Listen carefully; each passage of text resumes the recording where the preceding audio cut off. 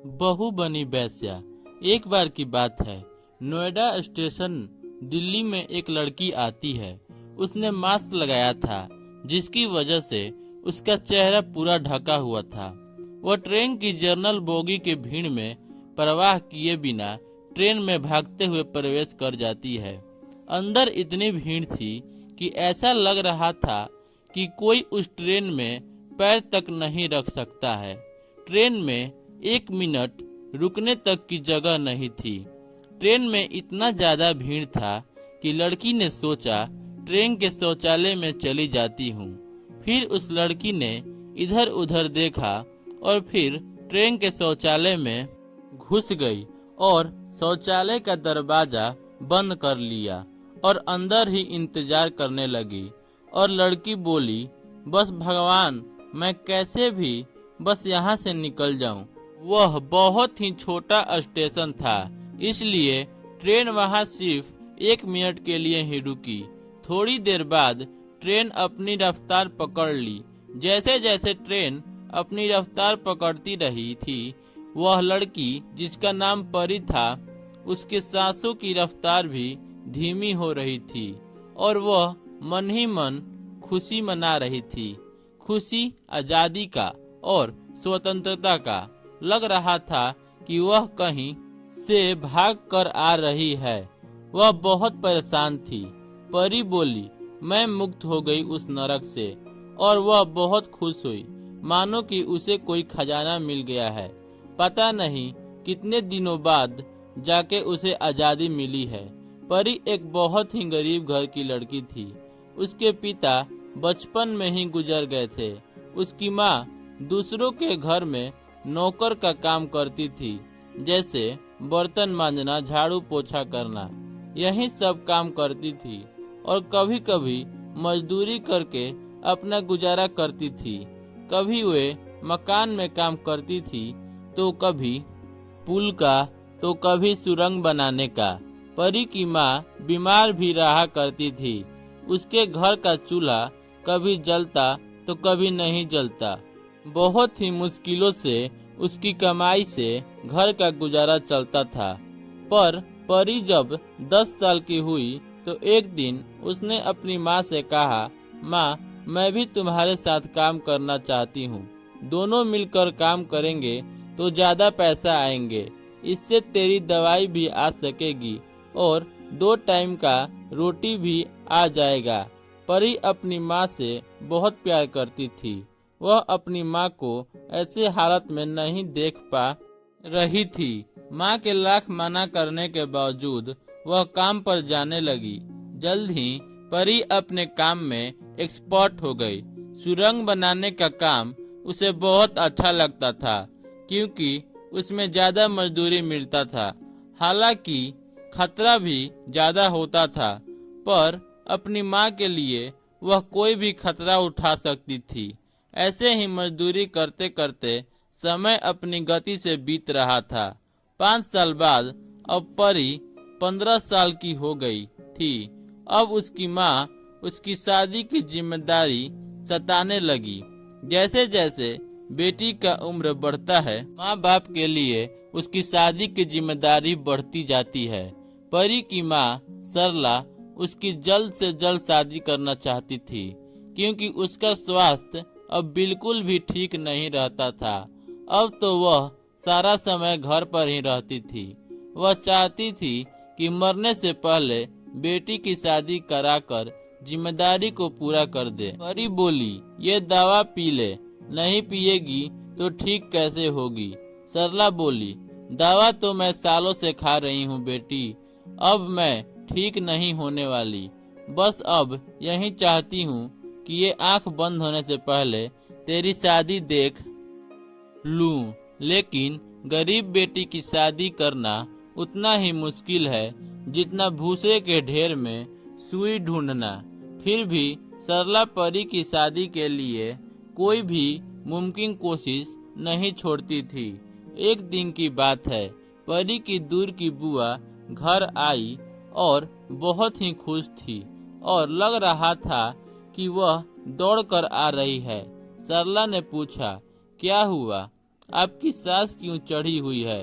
तो बुआ बोली, अरे पहले सांस तो लेने दे, फिर बताती हूँ सारी बात विस्तार से। बुआ बोली, अरे सरला, मैंने उन्हें तेरी फोटो दिखा दी।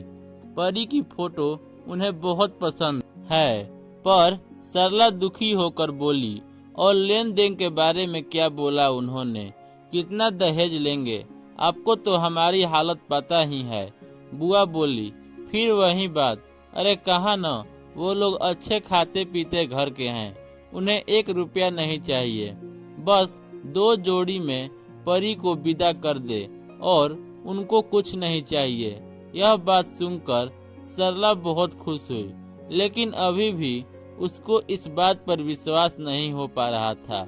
वह कहते हैं न, जब जिंदगी में सिर्फ दर्द ही दर्द भरा हो, चारों ओर दुख ही दुख हो, तो उस समय अगर अच्छी खबर मिले भी तो इंसान उस खबर को शक के नजर से देखता है। सरला का भी वही हाल था। उसे उस दिन तक परी की शादी की बात पर यकीन नहीं हुआ जिस दिन उसके द्वार पर बारात नहीं आई। सरला बोली, बेटी, हम दोनों ने जीवन में बहुत तकलीफ देखी है। ईश्वर करे तुम्हें अपने घर में बहुत खुशी मिले, इतनी सारी खुशी मिले, इतनी सारी खुशी मिले कि तुम अब तक की सारी तकलीफें भूल जाओ। अब अपनी माँ से ढेर सारा आशीर्वाद लेकर परी अपने पति सोहंग के घर धर्मपुर गई। सोहन के पिता का देहांत कुछ साल पहले ही हो गया था। सोहन की माँ लीला देवी बहुत ही खड़ूस मिजाज की औरत थी। जैसे ही परी ने घर में प्रवेश किया तो उसने साफ साफ परी से कहा, परी, ये जो घर है ना, यहाँ कोने कोने में मेरी हुकूमत चलती है। मेरी मर्जी के बिना यहाँ एक पत्ता भी नहीं हिलता। और घर ही नहीं, पूरे धर्मपुर में लीला देवी यानी मेरा राज चलता है। इसलिए कभी भूल से भी अपनी मर्जी यहाँ चलाने की कोशिश मत करना। जो चीजें यहाँ होंगी उसे आंख मूंद कर स्वीकार कर लेना, और अगर स्वीकार नहीं किया तो तुम्हारी जिंदगी नरक बना दूंगी। अपनी सास की यह बातें सुनकर परी का सिर घूमने लगा। जिस सास को उसने कुछ दिन पहले दुनिया की सबसे भली औरत समझती थी, वह एकदम से विलेन की तरह लगने लगी थी। शादी से पहले जब लीला देवी परी को देखने उसके घर गई थी, तो जब परी ने उसके पांव छुए थे तो लीला देवी बोली, अरे तुम मेरे पांव क्यों छू रही हो? देखो बेटी, तुम उस घर में विवाह करने जा रही हो जहाँ बहू को बेटी की तरह रखा जाता है। परी बेटी, बस एक बात मुझे तुमसे कहना चाहूंगी कि अगर शादी के बाद तुम्हें उस घर में जरा भी दिक्कत हो तो सबसे पहले मुझे बताना, क्योंकि तुम्हारी जिम्मेदारी मेरे ऊपर सबसे ज्यादा होगी। परी बोली, जरूर बताऊंगी माँ जी। लीला बोली, और ये लो 2 लाख रुपए, इसे तुम रख लो। शादी ब्याह में बहुत पैसे खर्च होंगे। इन पैसों से तुम्हें जो भी लेना होगा, महंगी साड़ी, गहने, जो भी लेना हो, अगर पैसे कम पड़े तो मैं और भिजवा दूंगी। इतना प्यार दुलार देखकर सरला की तरह परी को भी अपनी किस्मत पर भरोसा नहीं हो रहा था। लेकिन सच्चाई तो यही थी कि उसकी शादी धर्मपुर के सबसे अमीर घर में हो रही थी। लेकिन उस समय परी को यह नहीं पता था कि जिस किस्मत पर वो शक कर रही है, उसी किस्मत ने अपनी नुकीले नाखून निकाल रखे हैं, जो आगे चलकर उसकी जिंदगी को नोच नोच कर उसके शरीर से अलग आत्मा को दर्द देने वाले हैं। शादी से पहले और शादी के बाद के बातों में जमीन आसमान का फर्क था। ये सब सुनकर परी बहुत डर गई थी। अब शादी के 1 सप्ताह के बाद सोहन शहर गया हुआ था और उस दिन लीला देवी ने परी को ऐसा बात कही जिसे सुनकर उसकी रूह कांप गई। परी बोली, ये क्या कह रही हैं आप? सास बोली, मैं कोई भी बात दोहराती नहीं हूँ।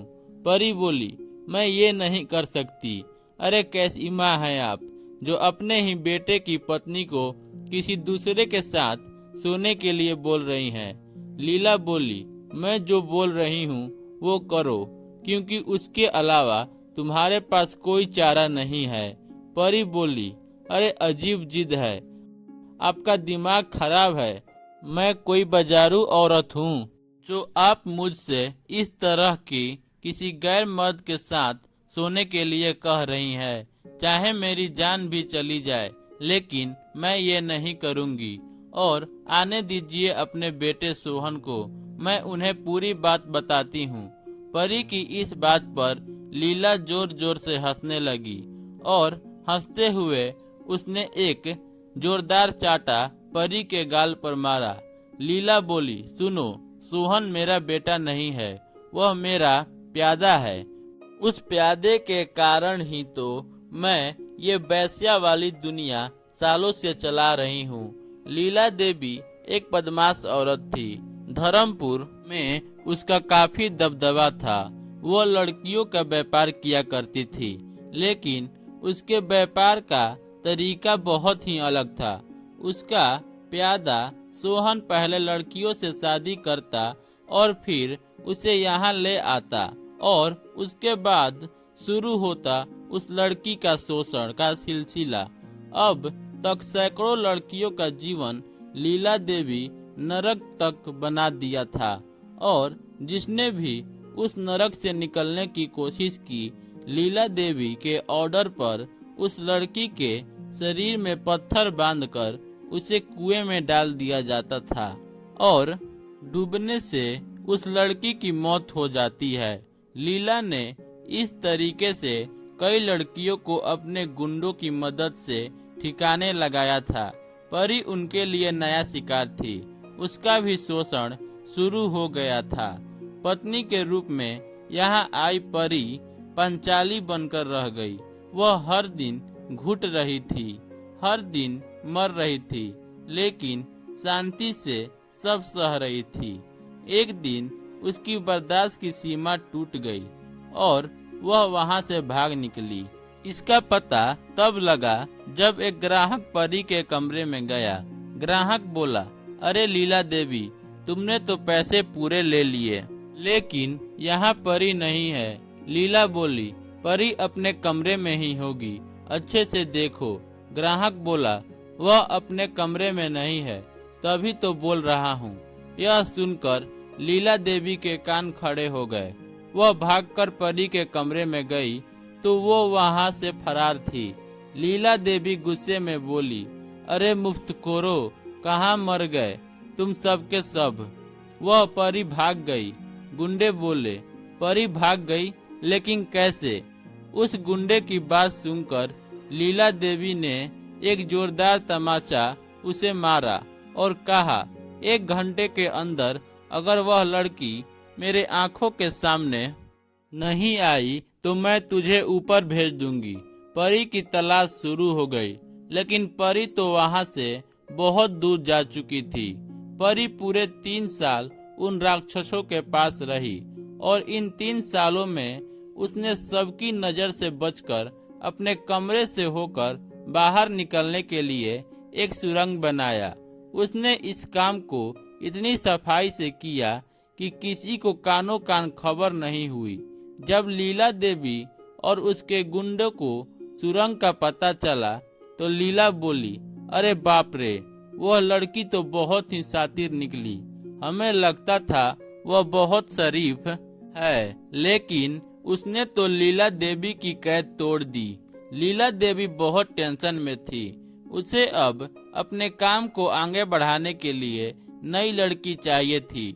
दूसरी तरफ उसे इस बात का भी डर था कि कहीं परी पुलिस को उसका राज न बता दे। लेकिन उधर परी ने लीला देवी के पूरे गिरोह को खत्म करने के लिए अलग ही प्लानिंग की थी।